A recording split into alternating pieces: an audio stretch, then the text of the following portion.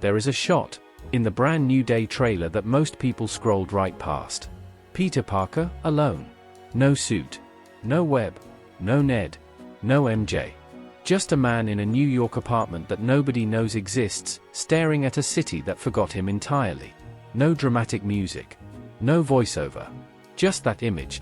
And if you understand what that image is actually setting up, if you understand what the comics called Brand New Day and what Marvel has been quietly building toward since the final frame of No Way Home, then you know that this movie is not a Spider-Man film.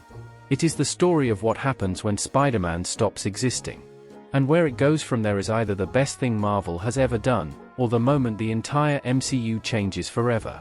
We are going through all 7 possible outcomes, from the most likely to the one that will break the internet on July 31st, and we are not skipping a single Easter egg that got us here.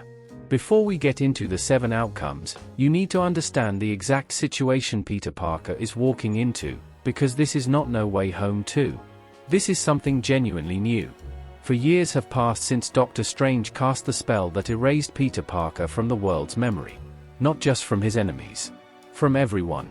MJ does not know him. Ned does not know him. And Peter chose not to fix it. He walked away from them to protect them.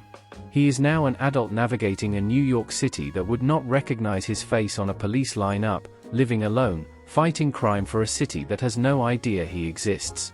The trailer confirmed what the leaked synopsis had been pointing to for months. Peter is physically changing. Something is happening to his body, new abilities, new instabilities, that the movie is describing as a mutation escalation. He is not just Spider-Man anymore. He is becoming something the MCU has never seen. And into this lonely, physically unraveling world, the trailer introduces Scorpion finally arriving in full suit 9 years after his homecoming tease, Boomerang, Tarantula, Tombstone, The Punisher, Bruce Banner turning into the Hulk in what appears to be a street-level confrontation, and a hooded woman with telekinetic and mind control powers being restrained in a chair surrounded by suppression equipment, who we will get to in outcome number 2, because she is the biggest thing in this movie. Here is the first Easter egg almost everyone missed. The trailer ends with 3 successive comic book cover homages. The first is Amazing Fantasy number 15, the first Spider-Man appearance ever, cover art by Steve Ditko. The second is Amazing Spider-Man number 345. Go look up that cover. That is the Venom Carnage era. That is not an accident. And the third has not been officially identified yet, which means the trailer itself is an Easter egg hunt with at least one answer the internet has not found. Keep that in mind as we go through the outcomes, because the comic run those covers are referencing tells us exactly how dark this movie is willing to go. The most structurally supported outcome, and the one the trailer is most openly building toward, is the formation of a version of the Sinister Six, with Peter surviving by the skin of his teeth in a way that sets up Avengers, Secret Wars rather than resolving cleanly. Count the confirmed villains. Scorpion, Boomerang, Tarantula or Tombstone. That is 4. The trailer shows what appears to be the Hand, a ninja organization with deep roots in Marvel street-level lore, most associated with Daredevil and Elektra, operating in the background. That is 5.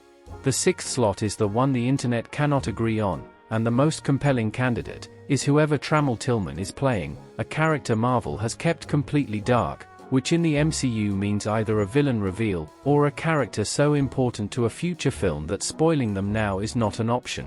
The Sinister Six outcome is not new territory for Marvel.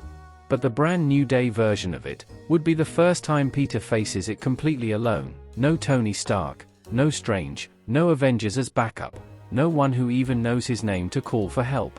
The comics version of Brand New Day ran Peter through exactly this scenario, stripped of his support system, stripped of his identity, fighting a coordinated villain assault with nothing but his own spider sense and the stubborn refusal to quit. The movie adapting this faithfully means Peter wins, barely, and then the post-credits scene introduces the thing that Avengers, Secret Wars needs him to be ready for. An Easter egg supporting this would be Scorpion's suit in the trailer is not the comics accurate suit from his homecoming tease. It has been updated with technology that looks damage control issue. Damage Control, the MCU organization that has been monitoring and containing enhanced individuals since WandaVision, appears to be coordinating the villain response to Peter in this film. That is not a street gang. That is a government-sanctioned operation. Which means the Sinister Six in this movie may not be acting independently. They may be assets. Which changes the stakes of every single fight. Outcome 2. MJ or Ned remembers Peter. And it costs them everything. Likelihood, 55%, with the stakes level being emotional devastation. Zendaya is confirmed back as MJ. Jacob Batalon is confirmed back as Ned. Neither of them remembers Peter, both of them are living full lives without him. And Peter has spent 4 years watching them from a distance, not allowing himself to close that gap because Doctor Strange's spell was the only thing protecting them. This outcome is the emotional core of the movie that the trailer has only hinted at. The question is not whether MJ and Ned will be in this film, they will. The question is whether one of them, through their own investigation or through proximity to the film's mutant activity, or through a Punisher Jean Grey connected incident, gets close enough to Peter that the memory starts to come back. Not through magic. Through the specific, irreducible reality that people who loved each other do not fully forget even when a spell says they should. The Easter egg here is in the trailer's last 10 seconds. Peter standing alone in MJ's apartment. The camera holds on his face, but in the background you can clearly see MJ is building a case on Spider-Man. She is looking in from outside. The framing of that shot mirrors MJ's previous investigations from Homecoming. If that reading is correct, she is already watching, she does not know why. But she is already there.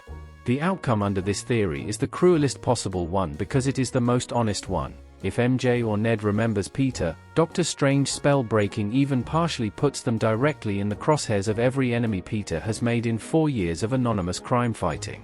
The cost of being remembered is exactly what Peter tried to prevent by agreeing to be forgotten.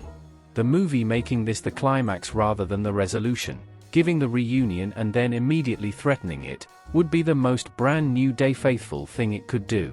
Because the comic arc of Brand New Day was always about the price of hope, not the reward of it. Outcome 3. The Punisher changes Peter's moral code permanently with a likelihood of 70% and stakes level defined as character defining. John Bernthal's Punisher is in this movie. Let that sit for a second.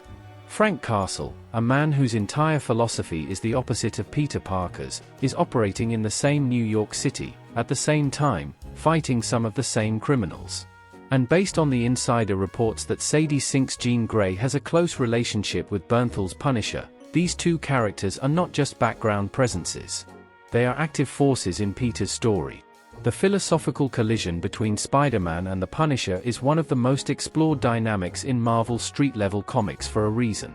Peter Parker's entire moral framework is built on the principle that he does not kill. Ever. Under any circumstances.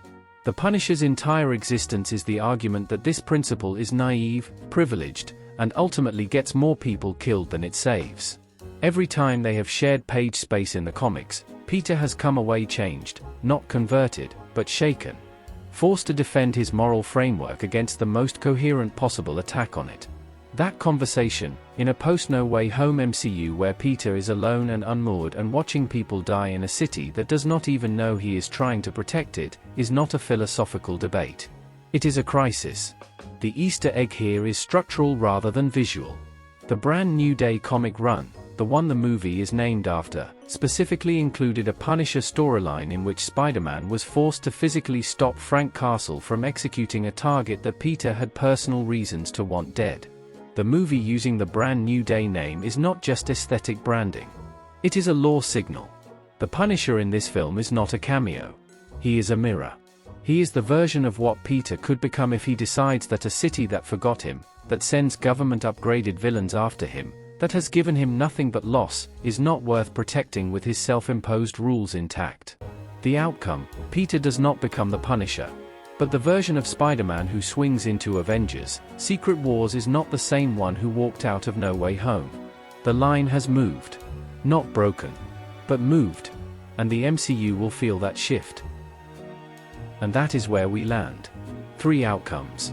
3 very different versions of what July 31st could mean for Peter Parker, for the MCU, and honestly, for all of us who have been watching this specific version of Spider-Man grow up since 2016. Every single outcome we talked about tonight is about the same thing. It is about what happens to a person when nobody is watching. The Sinister Six forms because a city that forgot Peter Parker stopped protecting him.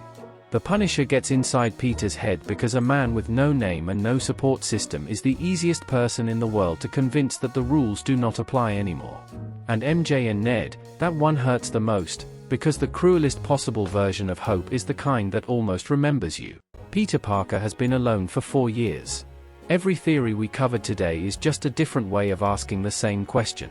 How much can one person carry before they either break or become something nobody expected? So I want to hear from you. Which of these 3 do you think actually happens? Is the Sinister Six the main event or the setup for something bigger? Does the Punisher change Peter permanently or does Peter change the Punisher? And the one I genuinely cannot call, does MJ remember? And if she does the movie let them have it, or does it take it away in the same breath it gives it? Drop it in the comments. Seriously. The best Spider-Man conversations I have ever had started in a comment section at 2 in the morning with someone who caught something I missed. You might be that person tonight. If you are new here and this is the first video of mine you watched, welcome. This is what we do. We do not just watch the trailer. We read it. We sit with the quiet shots and the background details and the things Marvel hoped you would scroll past, and we figure out what the story is actually telling us before the lights go down. If that is your thing, subscribe. Because we are not done with Brand New Day. Not even close. See you in the next one.